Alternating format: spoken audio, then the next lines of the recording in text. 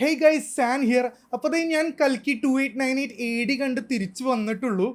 എന്താ പറയുക, 4 it's like a dream come true. അതായത് നമ്മൾ രാമായണ 3392 AD ഒക്കെ വായിക്കുന്ന സമയത്ത് നമ്മുടെ ഇന്ത്യൻ മിത്തോളജി അല്ലെങ്കിൽ പുരാണത്തിൽ നിന്ന് ഇൻസ്പയർഡ് ആയിട്ടുള്ള പോസ്റ്റ് അപ്പോക്കലിപ്റ്റിക് മൂവിയൊക്കെ അല്ലെങ്കിൽ ആ കോമിക്സ് ഒക്കെ മൂവി ആയിട്ട് കാണാൻ പറ്റുമെന്ന് അല്ലെങ്കിൽ അങ്ങനെ വരുമോ എന്ന് ഡ്രീം ചെയ്തിരുന്നൊരു വ്യക്തിയാണ് ഞാൻ. അപ്പോൾ എനിക്ക് ഈ മൂവി എന്ന് പറയുന്ന ഒരു എന്താ പറയുക, ഒരു ഡ്രീം കം ട്രൂ തന്നെയാണ്. അത്രയ്ക്ക് അടിപൊളിയായിട്ട് തന്നെ ഈ മൂവി എക്സിക്യൂട്ട് ചെയ്തിട്ടുണ്ട് ഡയറക്ടർ നാഗ് അശ്വിൻ. ഞാൻ ശരിക്കും ഒരു പുരാണിക് മിത്തോളജി അല്ലെങ്കിൽ പുരാണ കഥകളൊക്കെ ഇഷ്ടപ്പെടുന്ന ഒരു വ്യക്തിയാണ്. അപ്പോൾ ഈ രാമായണം മഹാഭാരതമൊക്കെ എന്താ പറയുക, അതൊക്കെ എൻ്റെ ഫേവറേറ്റ് കഥകളിൽ. അത് മെയിൻ ആയിട്ടുള്ള സ്റ്റോറി മാത്രമല്ല, അതിൻ്റെ സൈഡ് പ്ലോട്ടുകളും കാര്യങ്ങളും ഒക്കെ ഇഷ്ടപ്പെടുന്ന ഒരു വ്യക്തിയാണ് ഞാൻ. സോ അങ്ങനെ വരുമ്പോൾ ശരിക്കും ഇവരെന്താ ചെയ്തേക്കുന്നതെന്ന് വെച്ച് കഴിഞ്ഞാൽ ആ പുരാണത്തിനെ ബേസ് ചെയ്തിട്ട് ഒരു വേറെ വേൾഡ് തന്നെ ഉണ്ടാക്കിയേക്കാണ്. ശരിക്കും നമ്മൾ പുരാണമൊക്കെ ബേസ് ചെയ്തൊരു കഥ പറയുമ്പോൾ വളരെ ശ്രദ്ധിക്കേണ്ട ഒരു കാര്യമാണ്. പ്രത്യേകിച്ച് നമ്മൾ ഇന്ന് ജീവിക്കുന്ന ആ ഒരു ഇന്ത്യയുടെ സാഹചര്യത്തിൽ. അതായത് നമ്മൾ പറയുന്ന ആ ഒരു കഥ കുറച്ച് അങ്ങോട്ടോ കുറച്ച് ഇങ്ങോട്ടോ മാറിക്കഴിഞ്ഞാൽ ചിലപ്പോൾ ആൾക്കാർ പ്രശ്നം ഉണ്ടാക്കി എന്ന് വരും, അല്ലെങ്കിൽ ആൾക്കാരുടെ ബിലീഫിനെതിരെ അത് ചിലപ്പോൾ നിന്നു വരും. പക്ഷേ അതൊന്നും ഇല്ലാതെ പ്രോപ്പറായിട്ട് ആ മിത്തോളജി അല്ലെങ്കിൽ പുരാണത്തിനെ എന്താ പറയുക, അതിൻ്റെ എസെൻസിൽ തന്നെ വച്ചിട്ട് അതിൽ നിന്ന് ബിൽഡ് ചെയ്ത് അതിനെ ഇമ്പ്രൂവ് ചെയ്തേക്കുന്ന പോലെയാണ് ഈ ഒരു മൂവി വന്നേക്കുന്നത്. അപ്പോൾ ഇങ്ങനെ ഒരു മൂവിയെ കൊണ്ടുവരുമ്പോൾ ഇതിൻ്റെ പ്രീ പ്രൊഡക്ഷൻ അല്ലെങ്കിൽ പ്രൊഡക്ഷൻ കോസ്റ്റ് എന്ന് പറയുന്നത് വളരെ ഹൈ ആയിരിക്കും. അതായത് കുറേ കാര്യങ്ങൾ നമുക്ക് ഇംപ്ലിമെൻറ്റ് ചെയ്തെടുക്കാനുണ്ടാവും. സെറ്റ്, VFX അങ്ങനെയുള്ള കാര്യങ്ങളടക്കം പലതും. അതും ഈ ലിമിറ്റഡ് ആയിട്ടുള്ള ബഡ്ജറ്റിൽ. ലിമിറ്റഡ് ആയിട്ടെന്ന് പറയാൻ കാരണം എന്ന് വെച്ച് കഴിഞ്ഞാൽ ഇത് വലിയൊരു ബിഗ് ബഡ്ജറ്റ് മൂവി ആണെങ്കിൽ തന്നെ നമ്മൾ ഹോളിവുഡ് ലെവലിലുള്ള പടങ്ങൾ എടുക്കുമ്പോൾ അതിനെ വെച്ച് കമ്പയർ ചെയ്യുമ്പോൾ ഈ ഒരു ബഡ്ജറ്റ് ഒരു ചെറിയ ബഡ്ജറ്റ് തന്നെയാണ്. അപ്പോൾ ആ ഒരു ബഡ്ജറ്റിൽ നിന്നുകൊണ്ട് ഏതൊരു ഹോളിവുഡ് അല്ലെങ്കിൽ എന്താ പറയുക അത്ര ബഡ്ജറ്റുള്ള മൂവിയായിട്ട് ആ ലെവലിൽ നിൽക്കുന്ന ഒരു പ്രൊഡക്റ്റാണ് നമുക്ക് ഇവിടെ കിട്ടിയേക്കുന്നത്. പ്രഭാസ് ഇതിൽ തകർത്തഭിനയിച്ചിട്ടുണ്ട്. ശരിക്കും എനിക്കിതിലൊരു പേടി ഉണ്ടായിരുന്നു. കാരണം എന്ന് വെച്ച് കഴിഞ്ഞാൽ ബാഹുബലിക്ക് ശേഷം പ്രഭാസ് അഭിനയിച്ചേക്കുന്ന പടങ്ങളൊക്കെ ഓൾമോസ്റ്റ് എല്ലാം ബോംബുകളായിരുന്നു. സോ ഈ ഒരു മൂവി ശരിക്കും ഇതെങ്ങനെ വരുമെന്ന്, അല്ലെങ്കിൽ ആ മൂവി പ്രോപ്പറായിട്ട് എക്സിക്യൂട്ട് ആവുമോ അല്ലെങ്കിൽ വീണ്ടും ഒരു പടക്കമാകുമോ എന്നുള്ള പേടി ശരിക്കും എനിക്കുണ്ടായിരുന്നു. പക്ഷെ അത് അങ്ങനെയൊന്നുമില്ല. ഇത് വളരെ ബ്രില്യൻ്റ് ആയിട്ട് തന്നെയാണ് ഈ ഒരു സാധനം ചെയ്തെടുത്തേക്കുന്നത്. Prabhas is back in action എന്ന് തന്നെ പറയാം. അതും ശരിക്കും ഇത് പ്രഭാസിൻ്റെ പടമാണെങ്കിലും ശരിക്കും പ്രഭാസ് അല്ല ഇതിൽ മെയിനായിട്ട് ഞാൻ പറയാം. കാരണം ഇതെനിക്കൊരു അമിതാഭ് ബച്ചൻ പടമായിട്ടാണ് തോന്നിയത്. അത് അങ്ങനെ ഈ ഒരു പ്രായത്തിലും എന്താണ് സ്ക്രീൻ പ്രസൻസ്, ആക്ഷനൊക്കെ ചെയ്യുന്നത് അദ്ദേഹമായിരിക്കില്ല ചെയ്തത്. ബട്ട് എന്നാലും ആ ഒരു ക്യാരക്ടറിനെ ഇതിലോട്ട് കറക്റ്റായിട്ട് പ്രോപ്പർ ഇംപ്ലിമെൻറ്റ് ചെയ്തെടുക്കുക.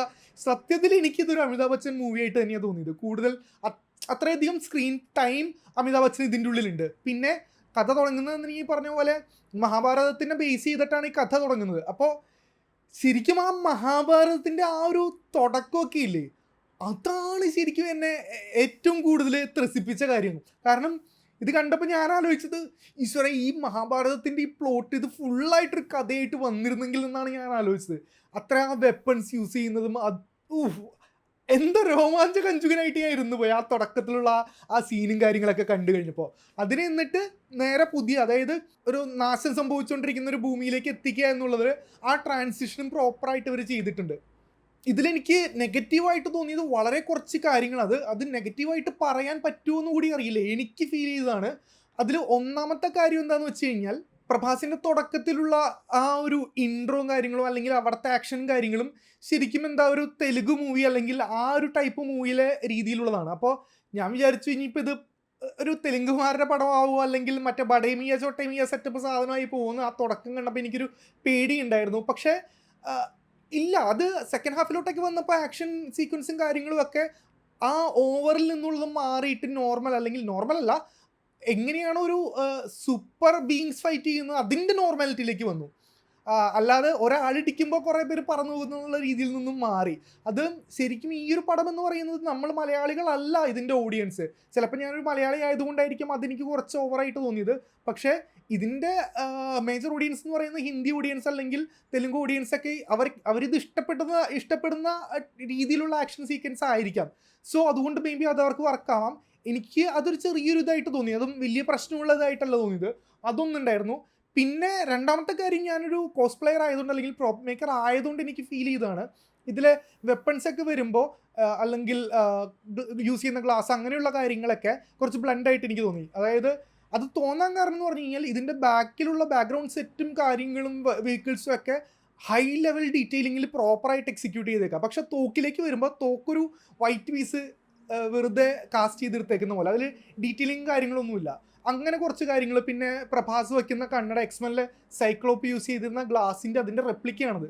അപ്പോൾ അതൊക്കെ വരുമ്പോൾ നമുക്ക് പെട്ടെന്ന് എനിക്ക് ഇത് കുറച്ചുകൂടെ ഇമ്പ്രൂവ് ആക്കായിരുന്നു എന്ന് എനിക്ക് തോന്നി.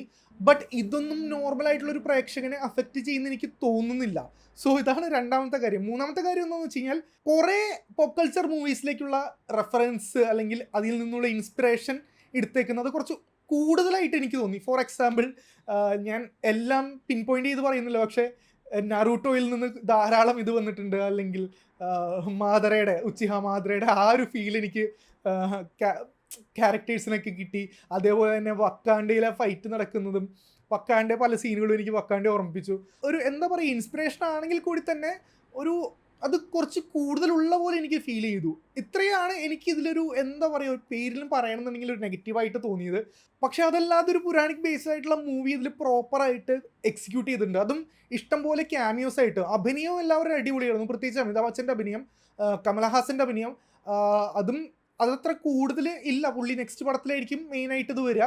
പക്ഷേ ഈ അഭിനയമൊക്കെ അടിപൊളിയായിരുന്നു. അതേപോലെ തന്നെ ശോഭന, ഈവൻ അനാബൻ്റെ ക്യാരക്ടർ എനിക്കതിൽ വളരെ എന്താ പറയുക, അത്ര ഇൻട്രസ്റ്റിംഗ് ആയിട്ട് തോന്നി. ആ ഒരു ക്യാരക്ടർ കുറച്ച് നേരം ഉള്ളൂ എന്നുണ്ടെങ്കിലും, കാരണം ആ സമയത്ത് വരുന്ന VFXും കാര്യങ്ങളൊക്കെ പെർഫെക്റ്റ് ആണ്. സോ ഒരു എന്താ പറയുക, ഒരു ഹോളിവുഡ് മൂവിയൊക്കെ കാണുന്ന ഫീൽ തന്നെ നമുക്കിത് കാണാനായിട്ട് പറ്റും. പിന്നെ പുരാണം ബേസ്ഡ് ആയിട്ടുള്ള കാര്യങ്ങളൊക്കെ എടുക്കുമ്പോൾ അത് പ്രോപ്പറായിട്ട് തന്നെ ഇംപ്ലിമെൻറ്റ് ചെയ്യാനായിട്ട് അവർ നോക്കിയിട്ടുണ്ട്. അതിൽ എനിക്ക് ഏറ്റവും കൂടുതൽ സ്ട്രൈക്കിംഗ് ആയിട്ട് നിന്നൊരു കാര്യം എന്ന് പറഞ്ഞാൽ, മഹാഭാരതം ആയതുകൊണ്ട് തന്നെ കൃഷ്ണനെ കാണിക്കുന്നുണ്ട് ഇതിൽ, പക്ഷേ ഫേസ് കാണിക്കുന്നില്ല. ബട്ട് ദെൻ അഗെയിൻ കൃഷ്ണനെ ഇതിലൊരു ഒരു ബ്ലാക്ക് സ്കിൻഡ് ആയിട്ടുള്ള പേഴ്സൺ ആയിട്ടാണ് കാണിച്ചേക്കുന്നത്. അതായത് പുരാണങ്ങളിൽ കൃഷ്ണൻ കാർമുകിൽ വർണ്ണനാണെന്ന് പറയുന്നുണ്ടെങ്കിലും, എല്ലാ സീരിയലുകളിലാണെങ്കിലും അല്ലെങ്കിൽ മൂവീസിലാണെങ്കിലും ഏതൊക്കെ പടങ്ങളിലാണെന്നുണ്ടെങ്കിലും മിക്കതിലും കൃഷ്ണൻ എന്ന് പറയുന്നത് വെളുത്ത, അതായത് വൈറ്റ് സ്കിൻ ആയിട്ടുള്ളൊരു നിറം കൂടുതലുള്ളൊരു വ്യക്തിയായിട്ടാണ് കാണിക്കാറ്. ഇതിൽ പക്ഷെ അങ്ങനെയല്ല. ഇതിൽ പ്രോപ്പറായിട്ടൊരു കറുത്ത കൃഷ്ണൻ, അല്ലെങ്കിൽ എന്താണോ കൃഷ്ണൻ്റെ സ്കിൻ ടോണായിട്ട് പറഞ്ഞേക്കുന്നത് അത് തന്നെയാണ് അവിടെ കാണിച്ചേക്കുന്നത്. അതേപോലെ തന്നെ അശ്വത്ഥന്മാവൊക്കെ ആ ടൈമിൽ ഉണ്ടായിരുന്നിട്ടുള്ള യോദ്ധാവാണ്. ആ സമയത്തുള്ള ആളുകൾക്ക് ഇപ്പോഴുള്ള ആളുകളെക്കാളും ഹൈറ്റും ആ ഒരു ആകാര രൂപമൊക്കെ ഉണ്ടായിരുന്നു എന്നാണ് പറയുന്നത്. അതുകൊണ്ട് തന്നെ ഇതിൽ നമുക്ക് കാണുമ്പോൾ അറിയാനായിട്ട് സാധിക്കും, ഇതിൽ അശ്വത്ഥന്മാവ് ബാക്കിയുള്ള ആൾക്കാരെക്കാളും വളരെ ഹൈറ്റ്, 8 അടി സംതിങ്, 9 അടി ഹൈറ്റാണ് നോർമലായിട്ട് അശ്വത്ഥന്മാവിന് വരുന്നത്. സോ അതൊക്കെ ഇവർ പ്രോപ്പറായിട്ട് എടുത്തിട്ടുണ്ട്. അതേപോലെ തന്നെ കൽക്കി, എന്താണ് കൽക്കി എങ്ങനെയാണ് വരുന്നത്, കൽക്കി വെള്ളക്കുതിരയിൽ വരുന്നതെന്ന് പറയുന്നത്, അതിൻ്റെ ഒരു എന്താണ് അതുകൊണ്ട് മീൻ ചെയ്യുന്നത് എന്നുള്ള കാര്യങ്ങൾ, ബ്രഹ്മാസ്ത്രം, ഗാണ്ഡീവം, അതേപോലെ തന്നെ അങ്ങനെ കുറേ വെപ്പൺസിനെയും പറ്റിയും കാര്യങ്ങളൊക്കെ ഇതിൽ പറയുന്നുണ്ട്. സോ പുരാണം ഇഷ്ടപ്പെടുന്നത് കൊണ്ട് തന്നെ എനിക്കിത് കുറച്ചുകൂടെ എന്താ പറയുക, ഇൻട്രസ്റ്റിംഗ് ആയിട്ട് തോന്നിയിട്ടുണ്ടായിരുന്നു ഈ ഒരു കാര്യം.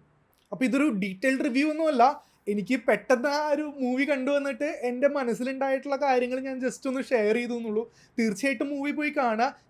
ഞാൻ മലയാളത്തിലാണ് ഈ ഒരു മൂവി പോയി കണ്ടത്. ഡബ്ബിംഗ് ഒക്കെ കുഴപ്പമില്ലാത്ത രീതിയിൽ നല്ല ഡബ്ബിങ് തന്നെയായിരുന്നു. പക്ഷേ എന്നാലും ഞാൻ ഒരുപക്ഷെ ഹിന്ദിയോ തെലുങ്കോ അല്ലെങ്കിൽ രണ്ടാമതൊരു തവണ ഞാൻ പോയി കാണും. കാരണം തെലുങ്കിലാണെങ്കിൽ പ്രഭാസിൻ്റെ ഒറിജിനൽ സൗണ്ടും എഴുതിയേക്കുന്നതിലാണല്ലോ, അതുപോലെ തന്നെ ഹിന്ദിയിലാണെങ്കിൽ അമിതാഭ് ബച്ചനും ഉണ്ടാവും. സോ ഇതൊന്ന് കാണണം എന്നുണ്ട്, എങ്ങനെയാണ് ഈ ക്യാരക്ടേഴ്സിൻ്റെ. ഇതിൽ ഹിന്ദി കാണണം എന്ന് പറയാൻ കാരണം എന്ന് വെച്ച് കഴിഞ്ഞാൽ, അമിതാഭ് ബച്ചനാണ് ഞാൻ നേരത്തെ പറഞ്ഞ പോലെ മെയിനായിട്ടുള്ള ഇതിൽ വരുന്നത്. സോ അങ്ങേരുടെ ആ സൗണ്ടും ഇതൊക്കെ വച്ച് വന്നു കഴിയുമ്പോൾ എന്തായിരിക്കും ഇതിൽ വരുന്ന ഇമ്പാക്റ്റ് എന്നറിയാനായിട്ട് എനിക്ക് താല്പര്യമുണ്ട്. സോ ഒരു പക്ഷേ ഞാൻ മേ ബി രണ്ടാമതും പോയി കാണും. അപ്പോൾ അഗെയിൻ ഞാൻ പറഞ്ഞ പോലെ ഇത് എനിക്ക് കണ്ടു കഴിഞ്ഞ് വന്നു കഴിഞ്ഞപ്പോൾ തോന്നിയൊരു കാര്യമാണ്. ഡീറ്റെയിൽഡ് റിവ്യൂ അല്ല, കുറച്ചുകൂടെ ഡീറ്റെയിൽഡ് ആയിട്ടുള്ള കാര്യങ്ങൾ, അല്ലെങ്കിൽ എൻഡിങ് എങ്ങനെയാണ്, എന്താണ് എൻഡിങ് എക്സ്പ്ലനേഷൻ എന്താണ്, അല്ലെങ്കിൽ ബാക്കി കാര്യങ്ങളൊക്കെ ഡീറ്റെയിൽഡ് ആയിട്ട് വെച്ചിട്ടുള്ള വീഡിയോ നമ്മൾ നെക്സ്റ്റ് ചെയ്യാനായിട്ട് നോക്കാം. സോ വെയിറ്റ് ചെയ്യാതെ എല്ലാവരും എന്തായാലും ഈ ഒരു സിനിമ തിയേറ്ററിൽ പോയി കാണുക.